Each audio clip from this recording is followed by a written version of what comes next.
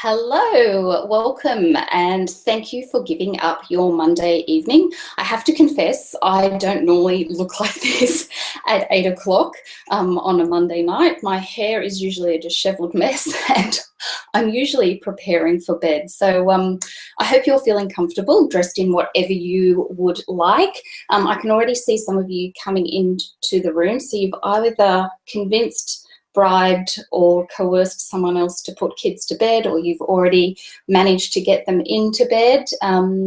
Kathy and Kate, I can see you chatting here, so great to see you here. And thank you for giving up your time. This is a really exciting moment for me to be able to share a really big milestone, but at the same time to also arm you with some really practical advice. So I want to be able to be here to be able to serve you tonight. So Jade, thank you on your congratulations. I've got the book here and I am giving away 2 copies tonight. So please stay for the entirety of the webinar if you can. I'm also going to give you, if you're not lucky enough to win one of the 2 copies, I am also going to give you a very special bonus if you buy the book tonight, but we will get to that as we go. I really want to arm you with some factual information and to eradicate some of your fears tonight, because raising kids in the digital age, raising screenagers, is no mean feat. So thank you everyone for coming in. Can I just get a quick comment from somebody just to clarify? One of my worst fears is doing a webinar where nobody can hear me. So if someone could just pop in the comment that you can hear me loud and clear, and then we'll make a start on the actual presentation.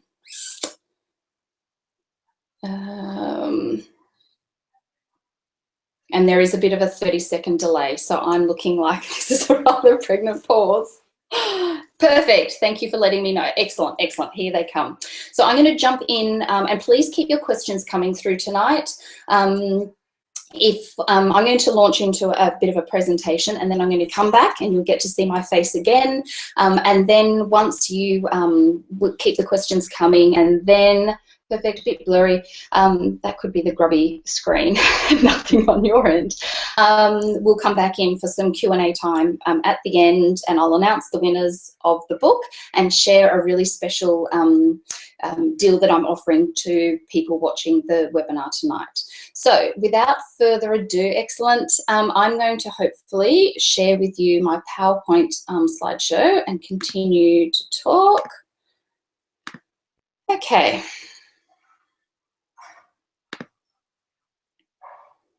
All right, I'm hoping this is working as we jump into my slide. So who here is raising a screenager? These are children that have never seen a floppy disk. These are children that look at us strangely when we ask them to hang up the phone or record a TV show. These are children that have never seen a phone with an actual cord attached, let alone know the pain of waiting for your Kodak film to be developed for days and days on end, only to realise that you'd overexposed the film and were disappointed with the heads that you'd cut off. We are raising digital kids, and whether we love technology or loathe it, it's here to stay, and we have to harness technology in healthy and helpful ways. One of the most important things that we do as modern parents is to share and show our children how to use technology in healthy and helpful ways, and at the same time how to mitigate any of their potential risks. And that was the real aim of my book. I'm going to give you some background in a moment as to the real genesis for why I wrote this book, but there are so many myths and misnomers and misinformation when it comes to screen time in young children.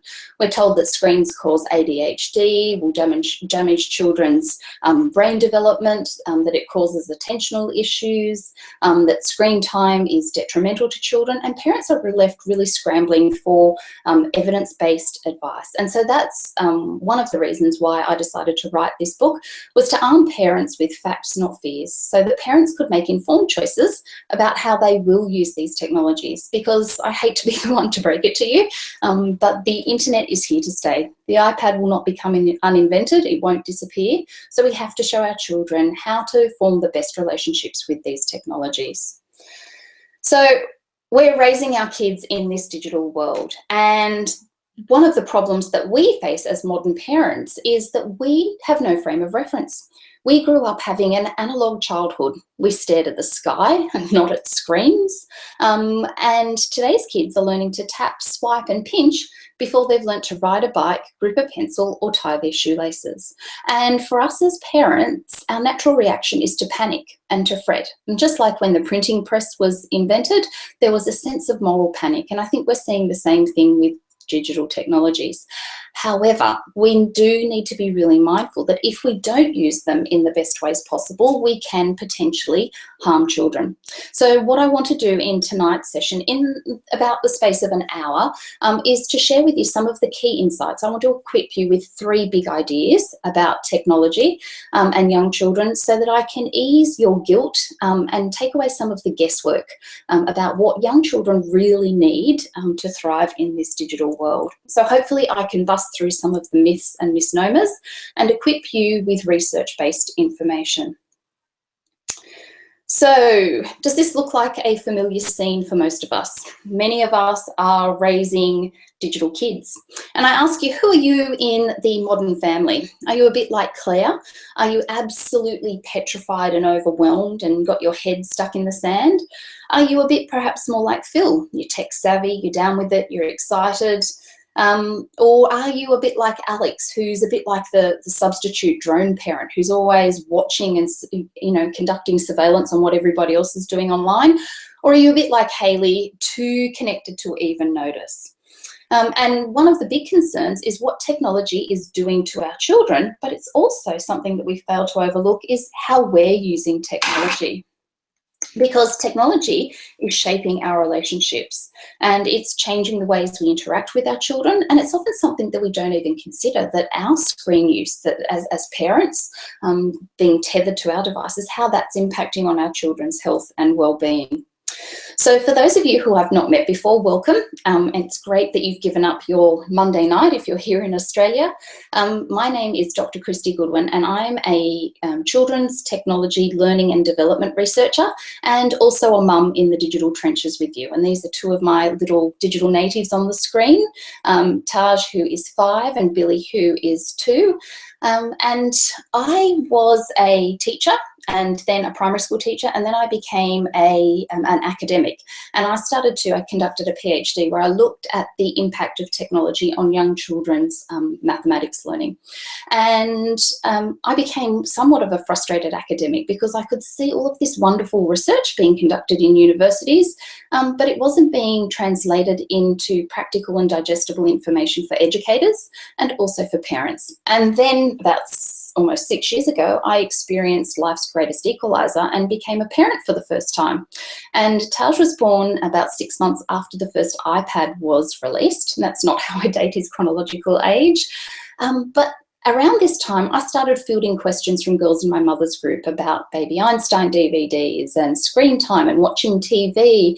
And it wasn't until, and this was really the birthplace of writing my book, it wasn't until I had the 6-month Blue Book check. So for those of you who are listening in Australia or perhaps watching the replay, in Australia we have mandatory health checks for our children at particular chronological ages. And it was at my first son, so at Taj's 6-month check, we went to the local clinic, and here the clinic nurse started asking me, we'd gone through the whole process.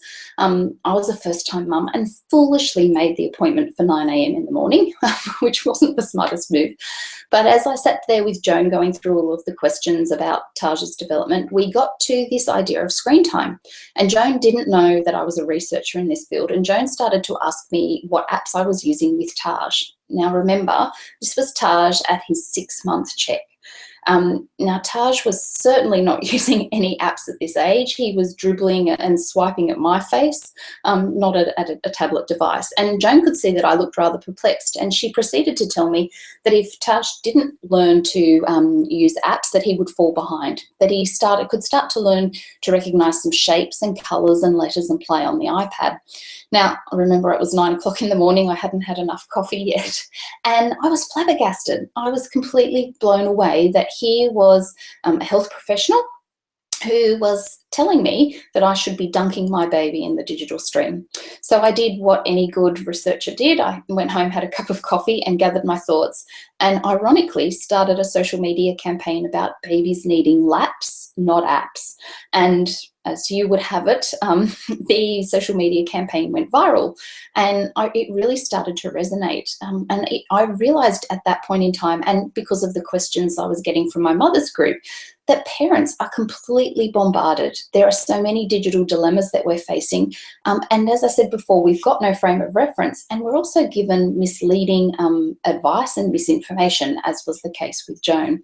So it was then that I really decided to start to become a bit of a conduit. I see myself as someone that takes the research and the science, which I love digesting, and then translating it into practical and digestible information for parents, also for educators and health professionals as well. All about how technology is impacting on young children's health, well-being and development. And I'm not about demonising technology. I'm a proponent for using technology in healthy and helpful ways. Because I don't think we can digitally amputate our kids. Banning technology or fearing it is not feasible, and it's not actually helpful. We have to show our children how to form these healthy and helpful habits, and at the same time, minimise potential risks. So as modern parents, what sorts of issues are we facing? Who has encountered the dreaded techno tantrum? Yes, our children are experiencing techno tantrums, and we never ever, our parents didn't have to deal with these digital dilemmas. The only screen that they probably had to deal with was the TV, and it was permanently fixed to the lounge room. There was usually play school on at 9 o'clock and at 3:30, and we got in trouble if we touched its screens. And we certainly couldn't smuggle our Commodore 64 into our bedroom to play a little bit of Pac-Man at night. But now we have a preponderance of digital devices available to our children, and this is actually causing neurobiological changes in their brain. You see, we know that when young children are using technology, particularly if it's a really appealing type of technology, they're being praised and rewarded, their brain's actually secreting the neurotransmitter dopamine. So this is one of, I propose 4 reasons why children have the techno tantrum. The release of dopamine, that feel-good neurotransmitter, is one of them. Children are often praised, rewarded, they're watching funny things, they're listening to things. So that activates the reward center in the brain, and like anything pleasurable, they want more and more of it. So when you ask or demand or plead for your iPad back, their brain is actually craving that little surge of dopamine. The other 3 reasons, and we'll perhaps dive into these later if we get time, is that our brain, the prefrontal cortex, the part of our brain that's responsible for all our higher order thinking skills, is actually primed for novelty. So it's primed to look for new and interesting things. And the online world offers us a sensory smorgasbord. There's always something new and interesting to look at. YouTube has endless clips. Television shows or television channels now have an endless supply of content. So there's always something new and interesting. So that's the second reason, our brain's primed for novelty. The third reason is that kids, and us as well, when we use technology, often enter the psychological state of flow. This is where we become so engrossed with what we're doing that we find it really, really hard to switch off. And so we lose track of time. So this is why children become so immersed in what they're doing, and then this is why we get the subsequent techno tantrum, because they have entered this state of flow. And the fourth reason that I think why we see kids having techno tantrums, and can I say they're not just restricted, I hate to break it to you, they're not just restricted to the toddler years. These are a common occurrence in even up to adolescence. And I saw a techno tantrum by an adult on a plane recently when a particular passenger was asked to turn off her smartphone. So yes, our kids can have a techno tantrum. The fourth reason is because in the online world, we have something called the state of insufficiency. Basically, we have no finish point. We never ever feel like we're done or finished. There's always something else to look at on Facebook or on Instagram for our kids. There's always a new level to get to on a video game. In Minecraft, there's always something new to create. There's new things to look at on the internet. There's always new videos. If your child's into unboxing videos, there's always something else to entice them. So we never ever feel like we're done.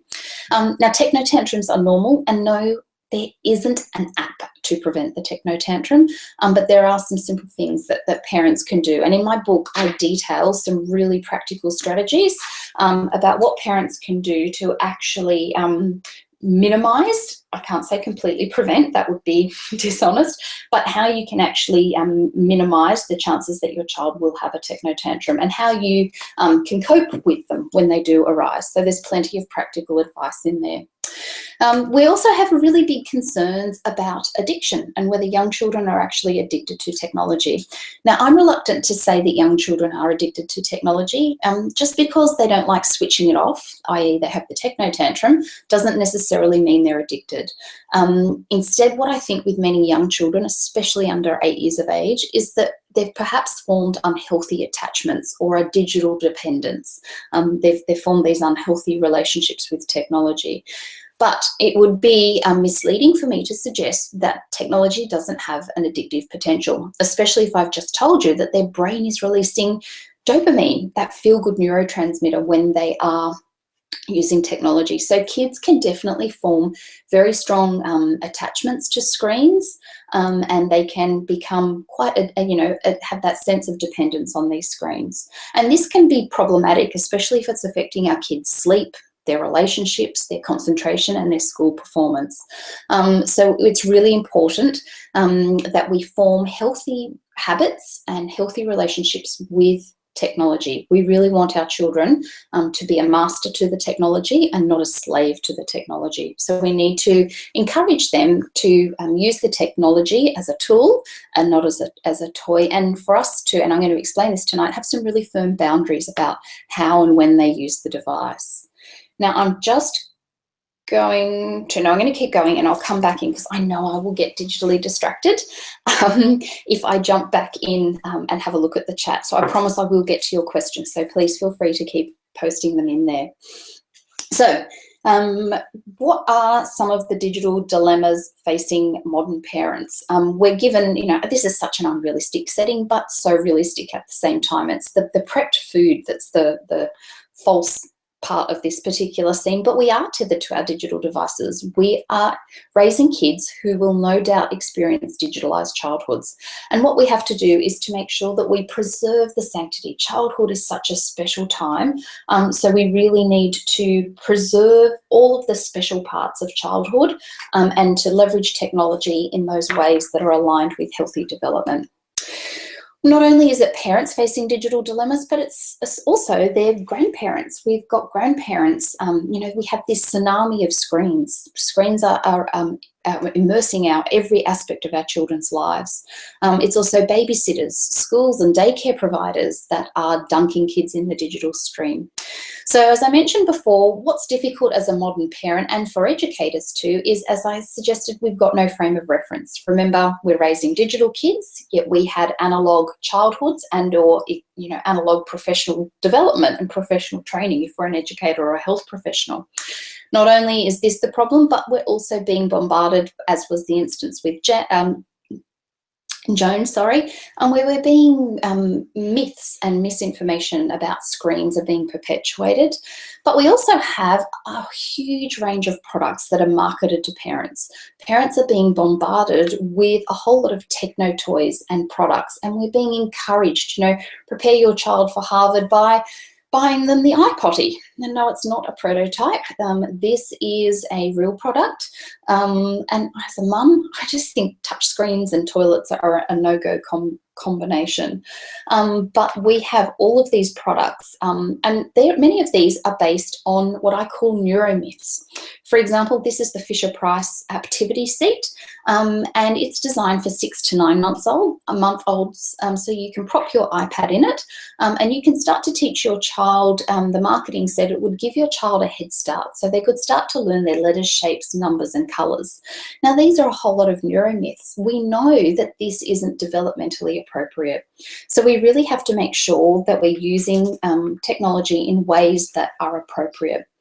Now, one of the other apart from the marketing pressure on parents, one of the other reasons we're struggling is because we have something in the technology field called the penetration rate. And this tells us how long it takes the technology to penetrate to 50 million worldwide users. So the radio, which was the original wireless, took 38 years.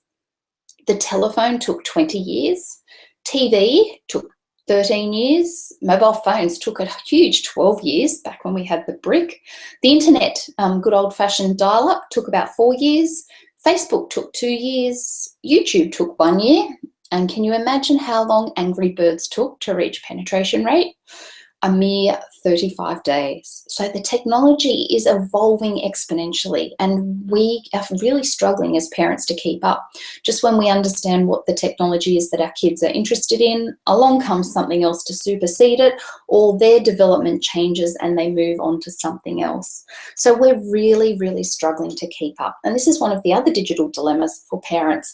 So you can see there's a host of problems. You're not the only parent struggling with digital dilemmas. We are all facing these conundrums too. We're given misinformation, we've got no frame of reference, there's, conflicting advice, and also a whole lot of marketing pressure on top of this, tsunami of screens that keep evolving and changing. And as I mentioned before, it's not just our kids that are being affected by this, it's also us. Have a look at this picture, and I'll give you a moment to see if you can find there's one anomaly.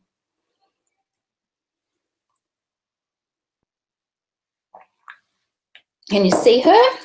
Here she is down here, the only person not using her digital device. And we're seeing as adults, we're tethered to our devices. The average adult's checking their phone 150 times a day, and we're drowning, we're suffering from infobesity, this overwhelming supply of information. We're consuming the equivalent of about 174 newspapers a day. Now, as adults, we're also suffering from nomophobia. And that is the legitimate fear of not having our mobile phones. And if we're not suffering from nomophobia, some of us are suffering from phantom vibration syndrome, that tingling feeling like our phone is ringing and it's nowhere near our physical body. We are literally, and so technology is completely changing us as adults. And I use this not to scare you and not to point fingers, but just to say that if technology is changing us, and we'd like to think as adults our brain architecture is a lot more sophisticated than our children, I think we get a very real indication of how technology might be impacting on our young children.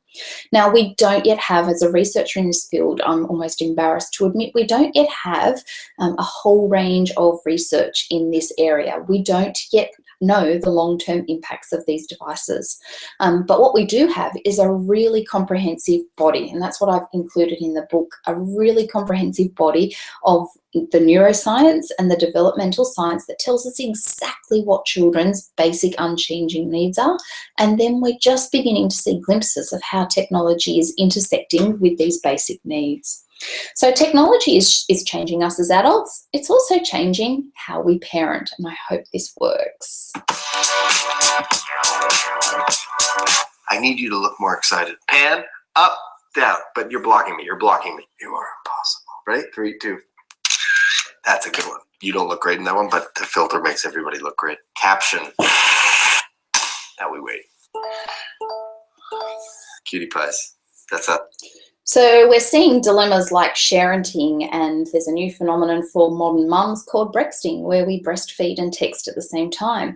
And this is completely changing the parent-child relationship as well. So it's not about, demonizing the use of technology, but it's about us making informed and conscious choices about how we will use these digital devices. So I'm going to stop sharing for a minute because it's killing me to see. Here I am back again, hopefully. Any of the questions? Or someone, Kate likes the Commodore 64, yes. You can tell what generation I was from. Yeah, I agree about the dunking kids in the digital stream too early. We actually know just on that point, and it's something I address in the book, because I'm often asked how young is too young? What's the ideal age to start introducing screens to young children? And we do have government guidelines, and I cover those in the book. In Australia, our current guidelines that are unlikely to be changed anytime soon says no screen time at all for 0 to 2-year-olds. Now, I don't know whether that's completely realistic, and in fact, studies have found, before you faint and think you're a bad parent, studies have actually shown that about 85% of Australian families are not adhering to our guidelines. So don't feel, I call techno shame, don't feel techno shame, but we also need to be mindful there's no hurry to prematurely introduce kids to technology. In fact, we know that, and several studies have shown us this, that children learn more from real hands-on experiences and from interactions with real people than what they do from a screen. In fact, it's called the video deficit and the video transfer deficit, and I cover all of these in the book. And this is where I explain it basically takes a young child twice as long, or I think it's 2.5 times as long, sorry, to learn something from a screen than what it would from a real life situation or with an interaction with a real person. So kids can learn from a screen, but it usually takes them twice, if not a little bit more, 2.5 times as long, and they actually recall the information for a much shorter period. So we know that this persists until about 36 months, that's the sort of average. So this is around the age of 3. So it's not to say that screen time is necessarily harmful in these early years, but it's not necessarily the best use of kids' screen. Let's see, Zafia, research on the health effect from screens. Yes, I'm Zafia, I hope I've said that right. I am going to talk about the effect of Wi-Fi in our presentation tonight. That's in one of our later sections. I'm going to get to that in just a sec. And it's also covered, I have a whole chapter in the book called Protecting Children's Health, and all about the impact of screens on their vision, their posture, their hearing, and also possible health risks associated with Wi-Fi. So I promise I will get to that. I'm going to jump back in. I'm assuming you can all see the PowerPoint perfectly. So I'm going to go back in and hope that this continues to work. I get carried away. Okay, so what I want to do is to just share 3 key ideas now from the book. The book is broken up into 11 chapters, and it's got lots of little practical tips and check boxes and case studies, but it's I just want to pull out 3 of the big ideas, the underlying ideas about this book. So as I mentioned before, Joan's appointment at the healthcare clinic really was the genesis, but this was also sort of the synthesis of, or the culmination of all of my work as a researcher in this field. But really the most important work that I've done as a mum. I'm in these digital trenches with you and understand some of the frustrations and, you know, the convenience of technology too. So I want to talk about what are the 3 essential things that parents need to be aware of so that we can ditch the guilt. I think, you know, speaking as a mum myself, I have enough to feel guilty about and to fret about without adding screen time to the mix. So what are these 3 basic needs that children have? And I'm going to talk about them in this order. Basically, they're the 3 Bs. I'm going to talk about screen time and its impact on kids' basic needs. Also about why we need boundaries around what our children access, when they access, and also how they access. And also about balancing kids' screen time and screen time. And I think as a parent, if you can make sure you're addressing each of those 3 Bs, you can rest assured that screen time isn't necessarily going to be detrimental to your child's health. Now, some of the information I may share with you may surprise you, may alarm you, may even bring up pangs of guilt. And I live by this saying here by Maya Angelou, that I did then what I knew how to do. Now that I know better, I do better. And this was the whole reason for my book. As a researcher in this field, I loved accessing this information, but I saw that it wasn't being disseminated to the most important people, to parents, teachers, and to health professionals. So I really wanted to take the research but make it practical and accessible to you. So let's dive into the first section, and that is, what are children's basic needs? So the neuroscience and the developmental science tells us very clearly that children have unchanging developmental needs. And I'm just going to... So one of their basic, and we know that children have basic needs that have not changed over time. So even in this digital age, children's basic needs have remained consistent. And these are the simple things that children need for optimal development. So I've taken the research, the neuroscience and the developmental science, and I've looked at how it's intersecting with technology. Is technology supporting or stifling the development of children's basic needs? And the results that basically it's determined by how the technology is used and when the technology is used as to whether it's encroaching, eroding, or supporting children's needs. So what we know is that children have these basic needs that haven't changed. And we know, this is Neuroscience 101 in a quick 2 minutes, that the brain is developed from the back upwards. So the primitive part of the brain is where two really important things occur. This is where sensory development and motor development occur first. So the first 3 years of a child's life is really dedicated to making sure that the neural connections in this part of the brain are formed safely. So this is why children put things in their mouth, why they need to move and are often active, very busy, because the primitive part of the brain is developed first. So sensory and their movement patterns are formed in those early years. From about age 3 to 5, the brain development shifts from this primal part of the brain to the executive function region, the prefrontal cortex, which I mentioned before is a bit like the CEO of the brain. And this is where our children's higher order thinking skills take place. Now, this is where impulse control, where their memory and their mental flexibility takes place. But can you see, if we're dunking kids in the digital world too early, that we're perhaps overloading the sensory part of their brain? There's lots of sensory information to process, and they may not have the impulse control situation or the impulse control skills needed to manage that. Can you also see that introducing screens too early can also potentially cause problems because it may shift development from those motor regions of the brain and instead encourage children to have sensory overload? It can overload the sensory. So we need to be really mindful. Again, it's not demonizing technology, but it's about using technology intentionally and purposefully and in ways that are aligned with children's development. We also know that this CEO of the brain is being bombarded. And this is why when I talk about balance in a later section of tonight's presentation, why we have to balance kids' screen time and screen time, why they need time to disconnect from the digital world and to plug back into nature. So what are children's basic needs? From all of the data to glean patterns, and I could see that children had 7 basic needs. And you'll see that even though they're on neuroscience, they're not rocket science. These are really... So children need relationships and attachments. They need exposure to language, either both hearing it and using it.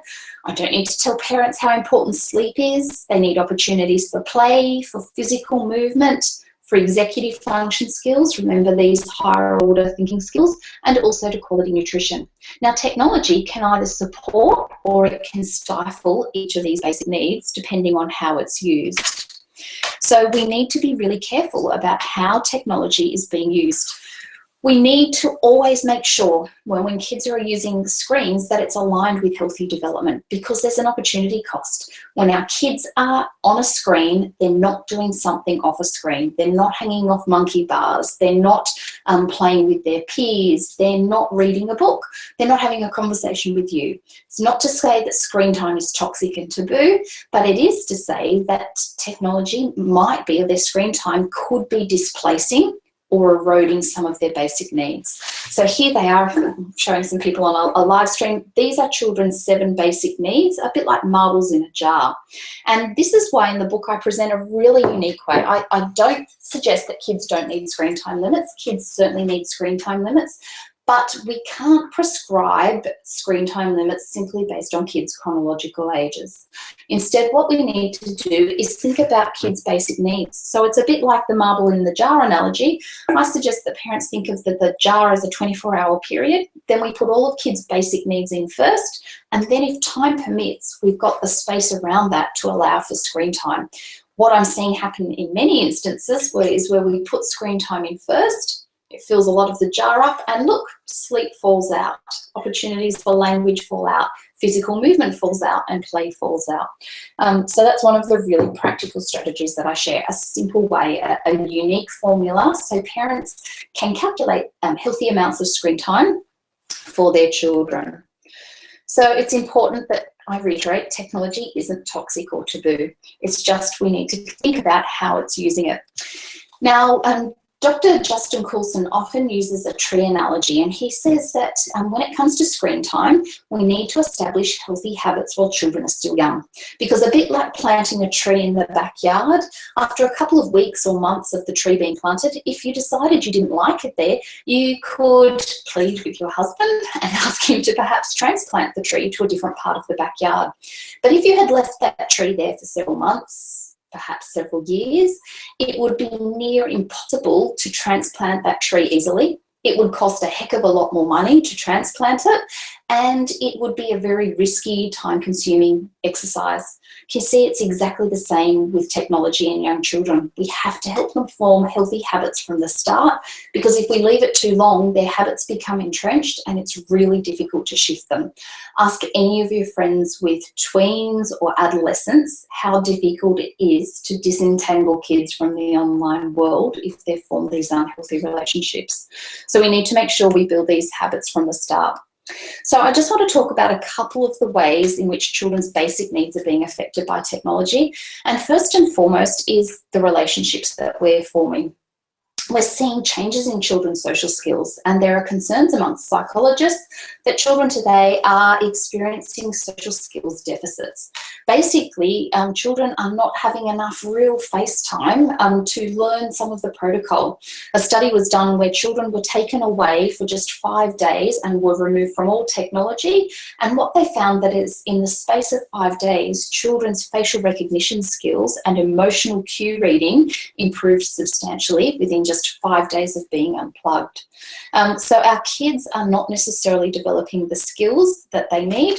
It's also impacting on their relationship with themselves. Kids today don't know what it's like to feel bored. They're constantly tethered to technology and stimulated that they don't actually know how to handle boredom. And in fact, it's not just kids that struggle to deal with boredom, it's us too as adults.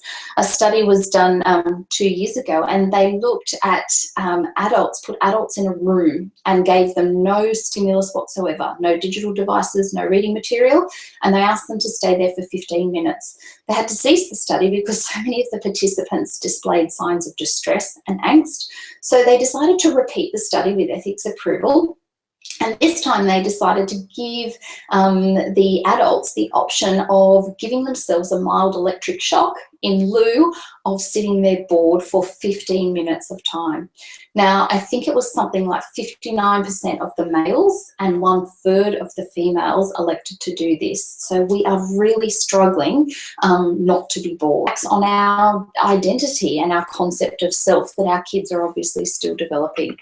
So it's not only our relationships with other people, because technology can be the digital imposter.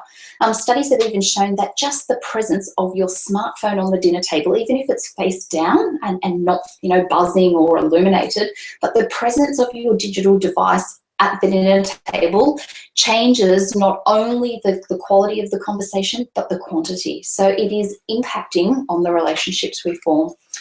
I've even coined a term, and I talk about this in the book, the term technoglect. And it's the idea that in some instances as parents, we're so tethered to our devices that we're neglecting our children, that we're not forming those relationships with them that they need.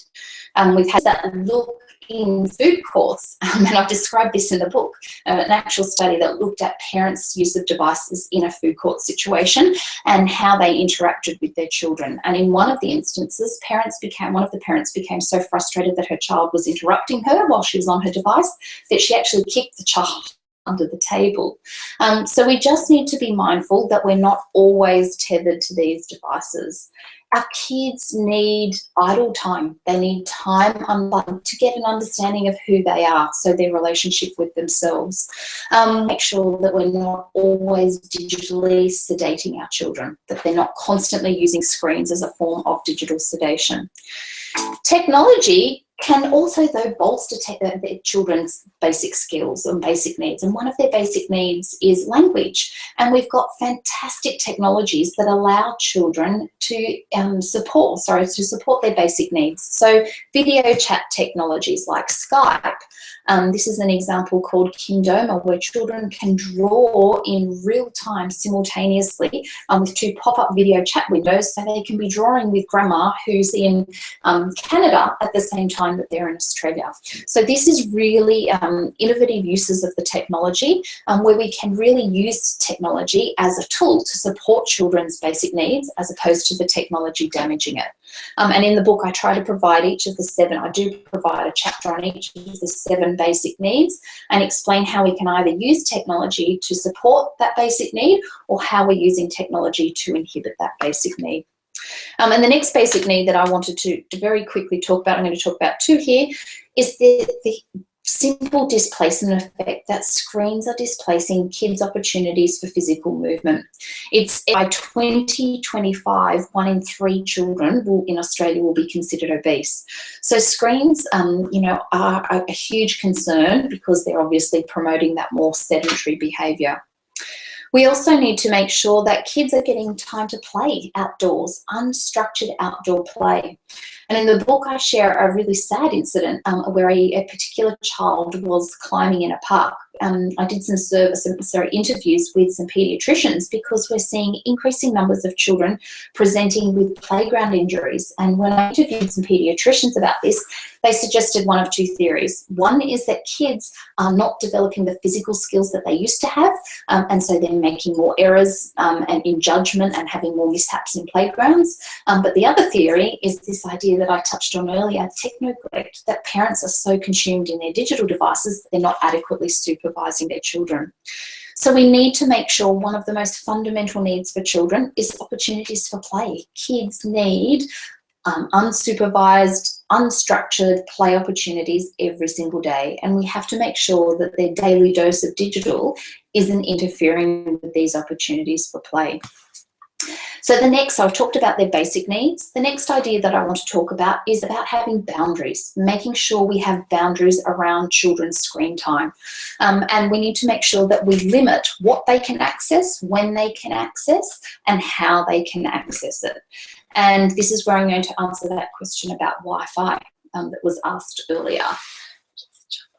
So we need to be really careful and make sure that we don't get to a situation like this. And this is a story in the US, this only it would happen, but where teenagers actually drugged their parents because they wanted to use the internet at night. So they put some, sleeping tablets or sleeping medication into their parents' milkshake and drugged their parents. So we need to make sure that we are not having kids who are facing these sorts of digital dilemmas, that they're so attached to their devices. So we really need to make sure that we're teaching them healthy habits from the start.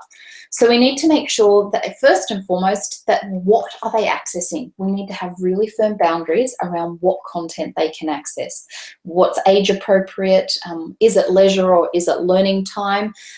This is why it's really hard to mandate a specific amount of screen time, because really what a child's doing with a screen is so much more important than just how much. And I go into quite a bit of detail in the book about what sorts of things parents should be looking for quality screen experiences. The next thing we need to look at is when. And this is something that is also overlooked if we're simply focusing on how much. When a child uses a screen can have huge impacts on their health and well-being. And in particular, we know that children's sleep is being really adversely affected by their use of digital devices. In particular, the use of smartphones and tablets in the 90-minute period before bed can have a really detrimental effect on children's sleep. You see, these blue-lit devices like tablets and smartphones emit blue light, and this blue light suppresses the body's production of melatonin, and that is exactly what kids need to fall asleep quickly and easily. So these, the use of devices before nap time and sleep time can delay the onset of sleep, and over time these sleep deficits, they might only be 10, 15 minutes, can accumulate into a sleep debt. And sleep is absolutely vital for children's development. So much so that I've dedicated a whole chapter to this in the book, and give your parents really simple ways, simple things like keeping bedrooms as tech-free zones, having a bedtime for devices, and ideally it would be that 90-minute period, and even doing a technology swap, rather than using the tablet or the smartphone before bed, watching TV if that's something that your child elects to do.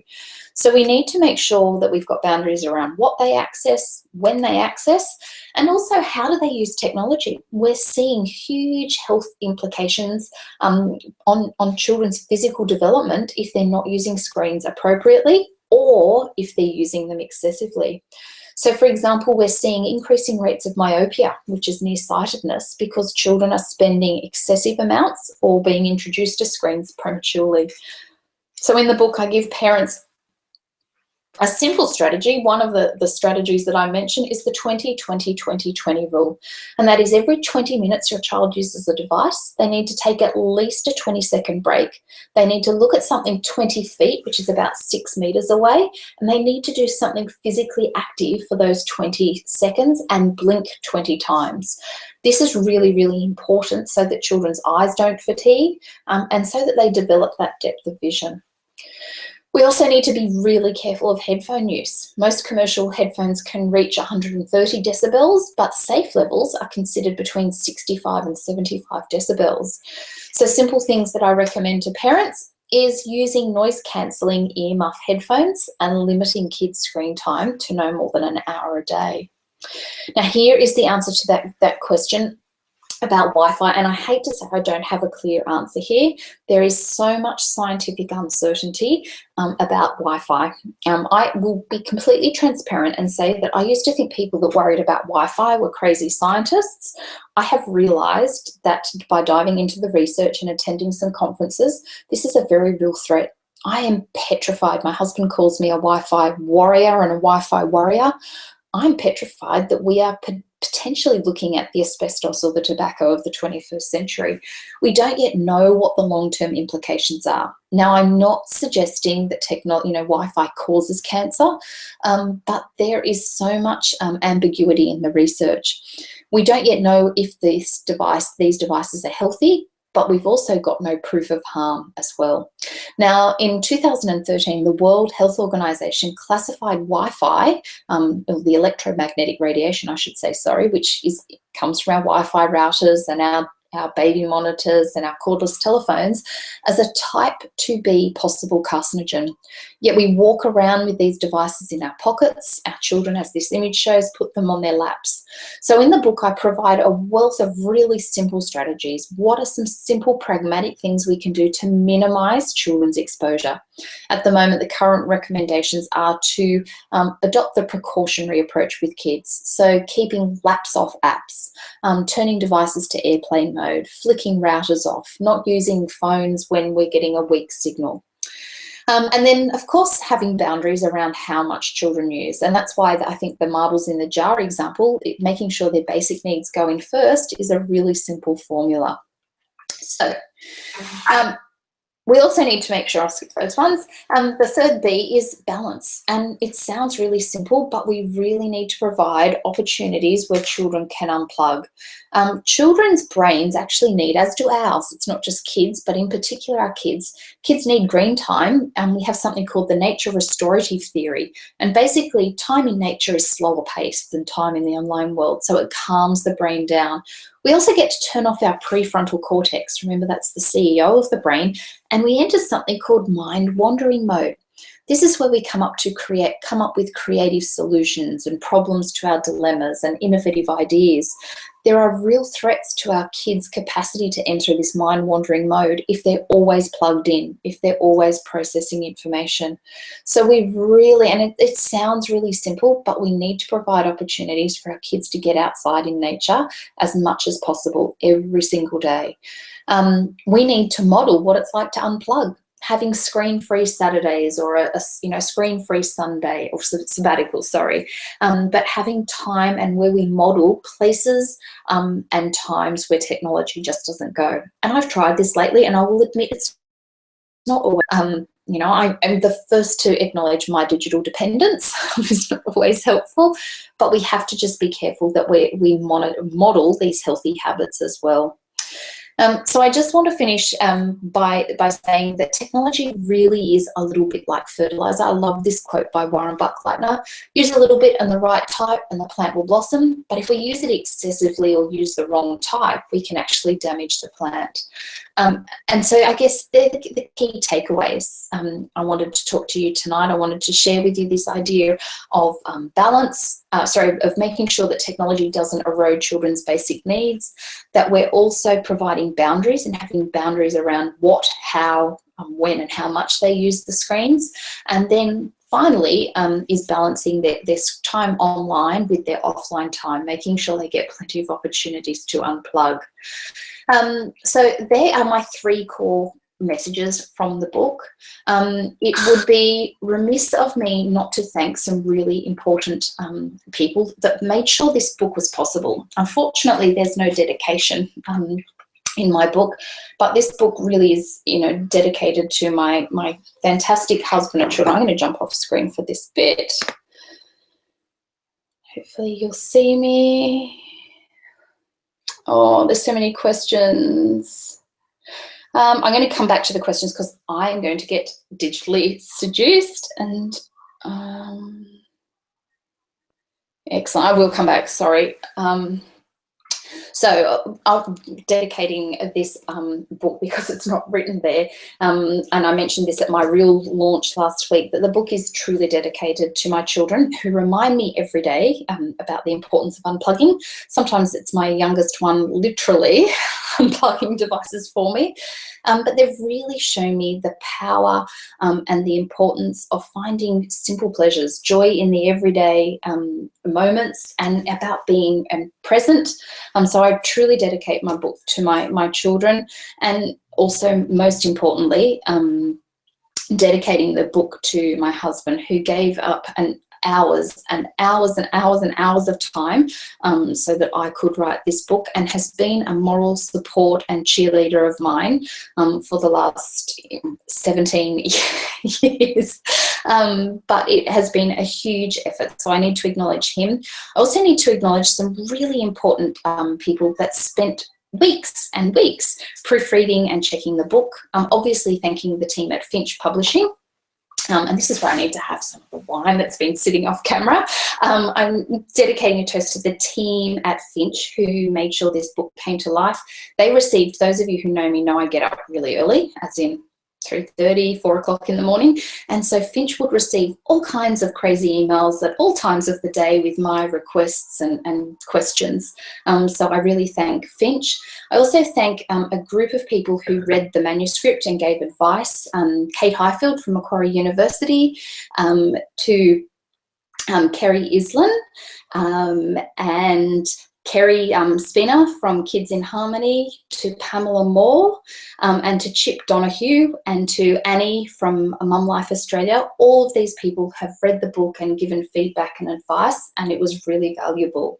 I was going to just let you know, let me answer some of these questions. If you do need to go, I will send you a recording because I know it's getting late where some people are. Kathy, I'm sick of being the meanie. How can I tell my kids to get off their iPads and encourage them to be self-monitoring? Can I say it takes time, if I'm really honest. Developing that self-regulation skill, depending on their age, it's hard to say, but that managing your impulses is a skill that doesn't actually come online till early 20s for females and late 20s for males. So it really is a lifelong skill. Just reminding about the habits that you're trying to develop in your kids and rewarding them when they do make the right choices, and using external timers. I've mentioned in the book some of the ways to prevent techno tantrums. That would be a really worthwhile thing to look at, because I can explain there how you can set up some parameters so that it makes it more enticing for them to want to come off the screen and not always be there. Will we want to sue manufacturers? Can I say, Marika, and I acknowledge in the book, we're conducting a bit of a living experiment. So I do, my friends call me Cautious Christy. I do err on the side of caution because we don't yet know what the long-term impact is on children's health and well-being. We know what their basic needs are, their unchanging needs are. We're not exactly sure yet how technology intersects with that. So it is something that could be a possibility. A maximum amount of screen time per day. Now, Janelle, that is the $1,000,000 question, and it really depends, obviously, on the age of the child. It also depends on what they're doing. Is it leisure or learning? I find it really hard to prescribe a specific amount because kids also have different tipping points. For some children, an hour a day is more than sufficient. For other children, they can cope with more or less. Really, going back, Janelle, I would go back to this, and you didn't get to see it on the webinar, going back to this idea of a jar and making sure that your children's basic needs go in there first, and then if there's time available, that the screen time can fill up those basic needs. Generally, I would say for every hour of screen time, there should be, depending, again, these are huge variations, there should be at least, 3 to 5 hours off screen as well. Is sensory overload affecting their sleep? Yes, there are some concerns that particularly something called, and I explain this in the book, something called the arousal effect. So we need to be really mindful of what kids are watching. If they're watching rapid fire, fast-paced information or playing video games or cartoons before sleep and also before school, it can have that arousal effect, Hazel. We're also seeing some sensory overload in kids in general. I see a question here from Diane about having a 6 and a 14-year-old. Yes, interesting. 14-year-olds feel that they're digitally amputated when you ask them to turn phones off. It really is a form of social communication for particularly our teenagers. The book doesn't necessarily go up to 14-year-olds, but I'm happy to answer this here. For our adolescents, their digital device is part of their social hotline, more or less, or their social avenue. So we need to recognise it. We pass notes in school. Kids today send text messages and use Instagram and social media. So it's really important that we don't necessarily see it as a negative thing, but try and see it through their lens. But again, also having really firm parameters on the rules because it can become a very slippery slope. Remember, those addictive behaviours can form very quickly. I am just going to jump back in. We're almost finished because I know it's getting late. I just wanted to share with you as a little bonus tonight, and in a moment I'm going to announce the 2 people that get a copy of the book.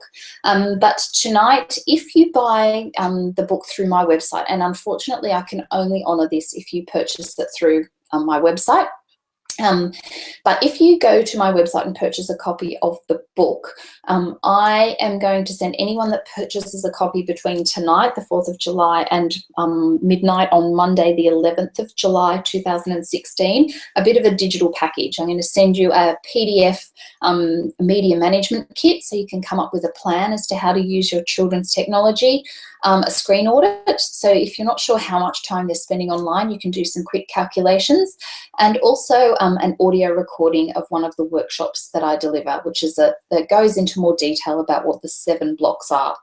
So those 7 essential blocks. Here's some information of some of the people that have reviewed this book. It was interesting that nearly every one of the 6 reviewers who read the book actually talked about it as a handbook, so talking about it as a digital handbook for parents. Some sneaky copies have already begun circulating out in the world, so people are really giving great feedback from the book, and I'm just so thrilled that it's getting into the hands of parents. As an academic, it frustrated me. This is why I left academia. I became the naughty, frustrated academic because I saw all this wonderful research being done, but it wasn't, as I mentioned before, being disseminated with parents, educators and health professionals.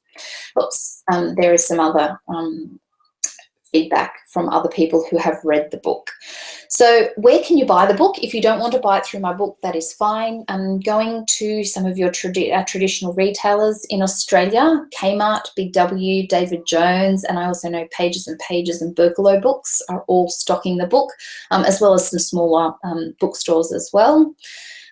This was a friend who just found the book up in Noosa the other day. So I love seeing these pictures. So please feel free to send me through a copy if you've purchased one as well.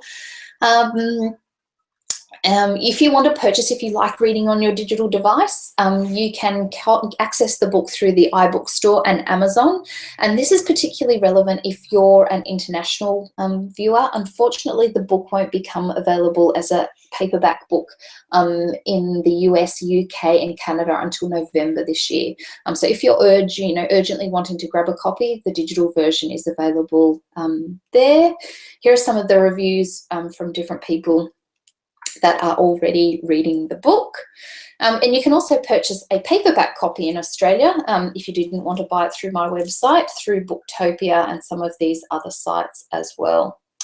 So I'm going to end with this quote that we really need to find healthy and helpful ways to use technology and to minimise potential risks to their health and well-being. Here I am back here.